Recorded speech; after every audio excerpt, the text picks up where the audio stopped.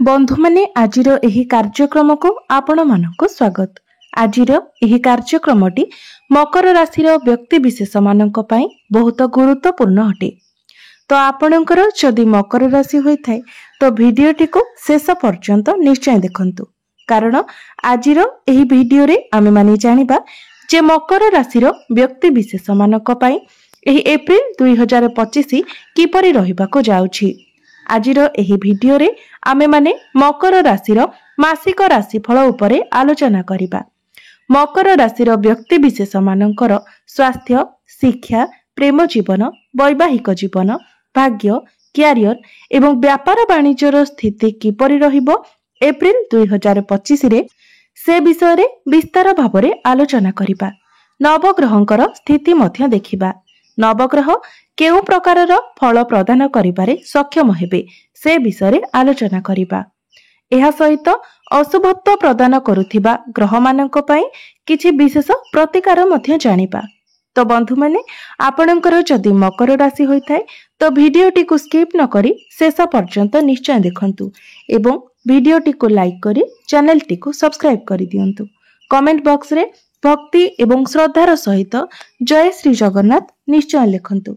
तो बंधु माने आसंतु आरंभ करिबा आजिर एही कार्यक्रम को, जहाकी जन्म राशि एवं चंद्र राशि उपरे आधारित अटे। तो राशि चक्रर 12 गोटी राशि मध्यरु 10 नंबर राशि हेउची मकर राशि एवं आपणक राष्ट्राधिपति हेउछंती शनिदेव। तेबे एप्रिल मासर आरंभ रे आपणकर तृतीय भावरे विराजमान रहिबे शनि, शुक्र, राहु, सूर्य एवं बुध। आपणकर पंचम भावरे विराजमान रहिबे देवगुरु बृहस्पति। षष्ठ भावरे विराजमान रहिबे मंगल। आपणकर नवम भावरे विराजमान रहिबे केतु। तो सर्वप्रथमे आसंतु जानि नेबा आपणकर स्वास्थ्य किपरि रहिबो एही एप्रिल 2025 रे।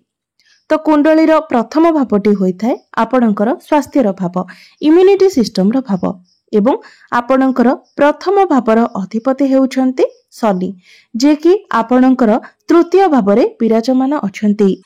एहा व्यतीत आपणकर जे शनि 7.5 चलीथिला ताहा मध्य समाप्त होई सारिछि। तो प्रथमे शनि आपणकर द्वितीय भावरे थिले।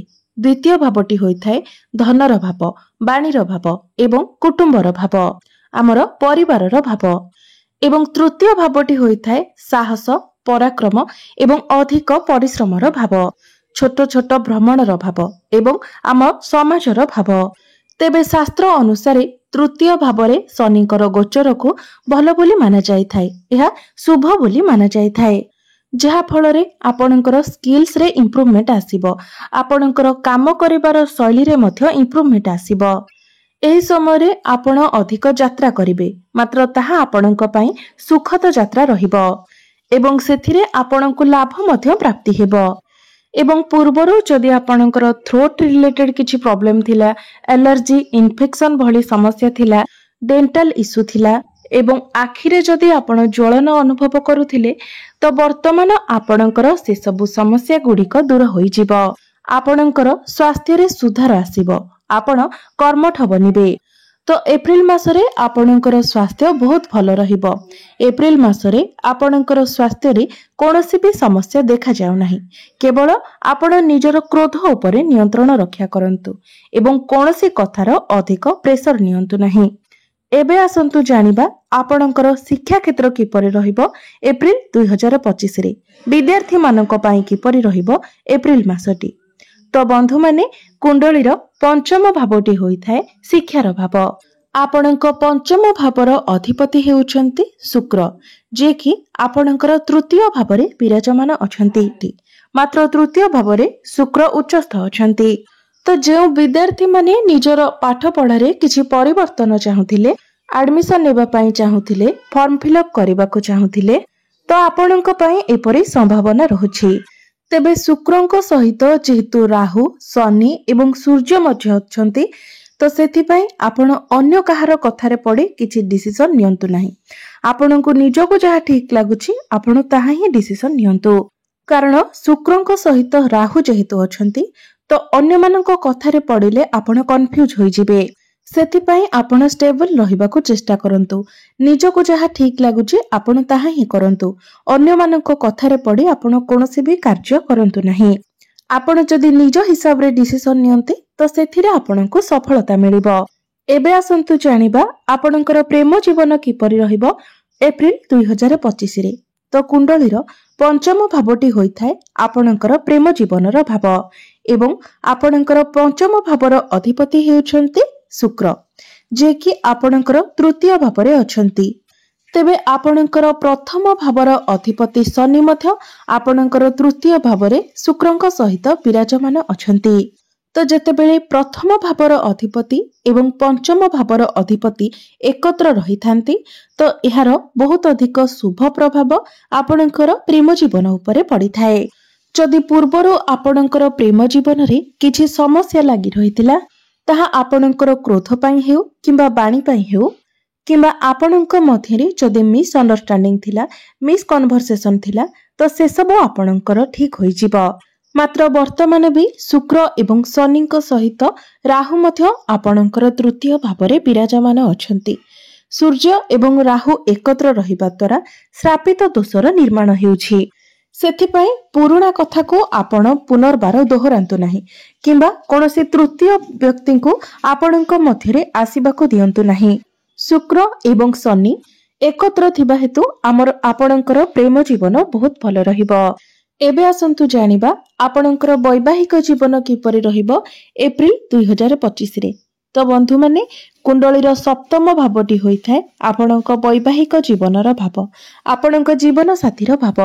ଆପଣଙ୍କର ସପ୍ତମ ଭାବର ଅଧିପତି ହେଉଛନ୍ତି ଚନ୍ଦ୍ରମା, ଯିଏକି ପ୍ରତି 2 ଦିନରେ ନିଜର ରାଶି ପରିବର୍ତ୍ତନ କରିଥାନ୍ତି ଏବଂ ଆପଣଙ୍କର ପ୍ରଥମ ଭାବର ଅଧିପତି ଶନି ଆପଣଙ୍କର ତୃତୀୟ ଭାବରେ ବିରାଜମାନ ଅଛନ୍ତି।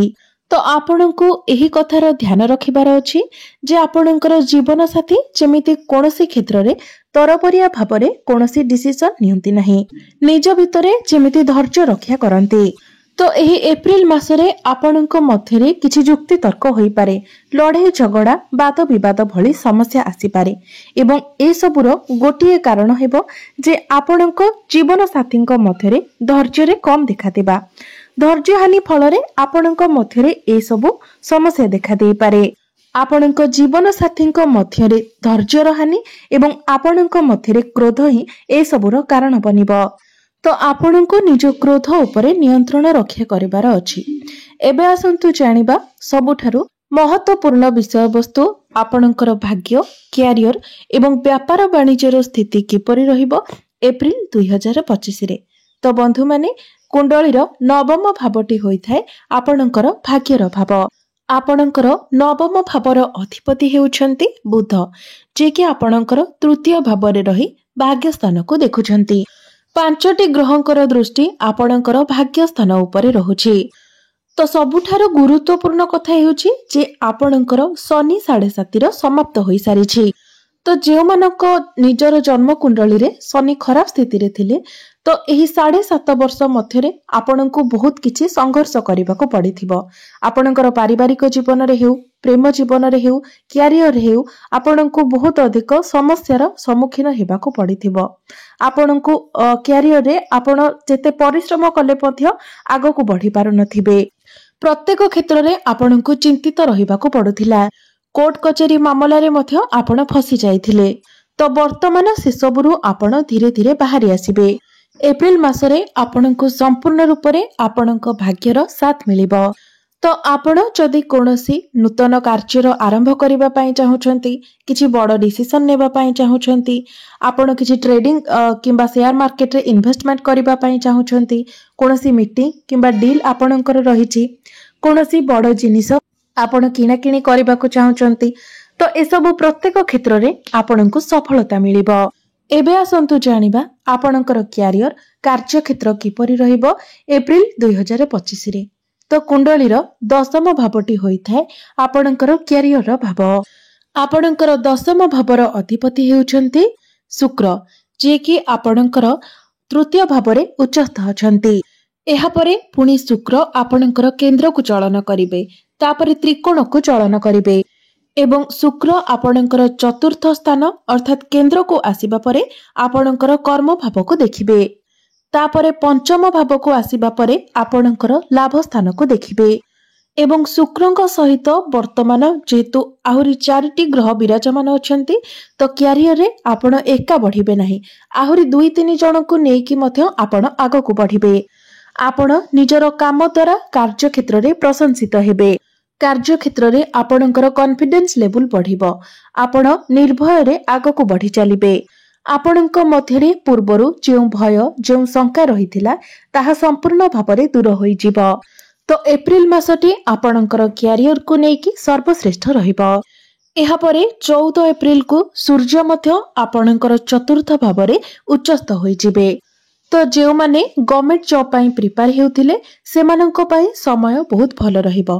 आपणको चाकरी मिलिबार बहुत अधिक संभावना रहुछि, सेति पई आपण निजर चेष्टा जारी रखंतु। बिजनेस रो कथा हेबा जदि तो बिजनेस पाई आपण बहुत ट्रैवल करि पारंती। बिजनेस रे आपण नुवा किछि ऐड करिपार प्लानिंग करि पारंती। तो एप्रिल मासटी आपणकर बिजनेस पाई बहुत अधिक भलो रहिबो। बिजनेस रे आपण इंप्रूव करिवे। बिजनेस को आगो को बढ़ाइबा पाई, बिजनेस रे उन्नति करिबा पाई आपण निज आडू चेष्टा करिवे। केउ परे आपण बिजनेस को मैनेज करिबा द्वारा आपण को अधिक प्रॉफिट मिलिबो, से सब आइडिया आपणकर मन को आसीबो। तो एबे आसंतु जानि नेबा किछि प्रतिकार विषय रे। जो प्रतिकार गुड़िक करिबा द्वारा आपणकर जहाँ सब अशुभत्व रहुछि से सब खंडन होई पारिबो एवं आपणको अधिक शुभत्व प्राप्ति होई पारिबो। तो सेथि पई प्रत्येक दिन आपण शुक्रंकर बीज मंत्र 108 थर जप करंतु। प्रत्येक दिन आपण गणेशंकर पूजार्चना करंतु। प्रत्येक दिन गायत्री मंत्रर जप करंतु। प्रत्येक दिन आपण हनुमान चालीसार पाठ करंतु एवं प्रत्येक दिन उदित सूर्य को तंबा पात्र रे जलाख्य अर्पण करंतु। निश्चित भावरे आपणकर समस्त अशुभत्व गुड़िक खंडन होई आपणको अधिक शुभत्व प्राप्ति हेबो। आपणकर भाग्य रे उन्नति आसीबो। तो बंधु माने आपणकर जीवन मंगलमय हेउ, एहा ही ईश्वरंक निकटरे मोर प्रार्थना।